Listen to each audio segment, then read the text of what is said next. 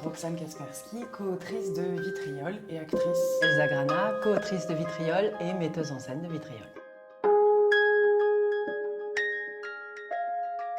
Nous, ce sur quoi on travaille essentiellement, c'est sur la résilience, où on utilise des parcours héroïques de petits héros contemporains à qui il arrive des aventures, comme tomber amoureuse d'un homme bipolaire, ou alors voir ses parents mourir de cancer, etc. Il y a quelque chose qui est de l'ordre de l'humain tout le temps. Et voilà, on reste aux soins qu'on peut se porter les uns les autres, au bien qu'on peut se faire.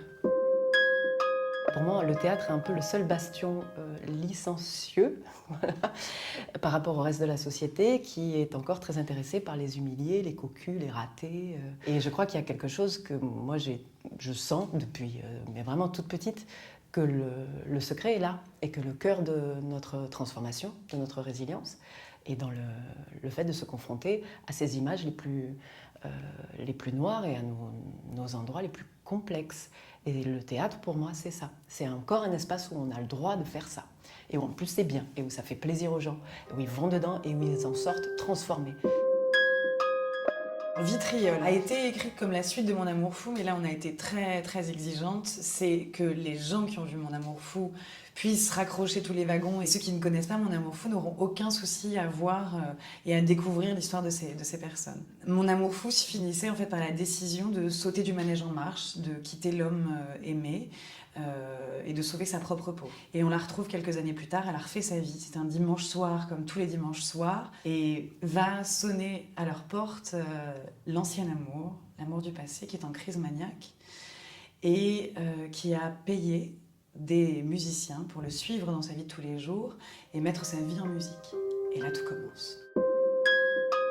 Il y a effectivement une revendication de l'autofiction qui a été Mon Amour Fou et Vitriol. On essaye de repasser sur des événements en rêvant à ce qu'on aurait voulu être, dire, ce qu'on aurait pu vraiment faire pour aller Qu'on n'a pas pu faire dans la réalité. Et là, on utilise la sublimation du théâtre en fait, et le temps partagé où on crée ce héros en fait, avec les gens au final, dans le temps de la représentation. Et c'est là où on arrive au commun.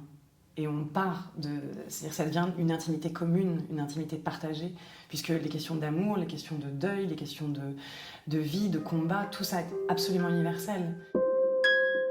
Vous allez ressentir une grande proximité, une absence de frontières. Vous allez être immergé dans un trio, au départ on pourrait dire un peu classique, le mari, la femme et l'amant. Là c'est l'homme du passé qui revient. Et vous allez être immergé comme ça dans un paysage aussi sonore, puisqu'on a des musiciens avec nous au plateau, qui accompagnent la parole de ces trois combattants qui essayent effectivement de sauver leur peau, de sauver leur identité presque. On ne peut pas penser notre théâtre comme du théâtre de l'intime, parce qu'il est épique, il est électrique et il est très très fortement présent, donc il est vaste. Et pareil pour la condition humaine, c'est-à-dire qu'il y a plein de moments. Il y a des moments pour la fatalité, il y a des moments pour l'optimisme, il y a des moments pour se casser la gueule, il y a des moments pour se relever. Notre but, c'est pas du tout de créer un art symptôme. Au moment où on fait spectacle, où on a décidé de partager avec les autres, c'est qu'on partage quelque chose qu'on a compris de la vie. On va pas partager juste un ressenti de oui, en ce moment c'est compliqué, etc.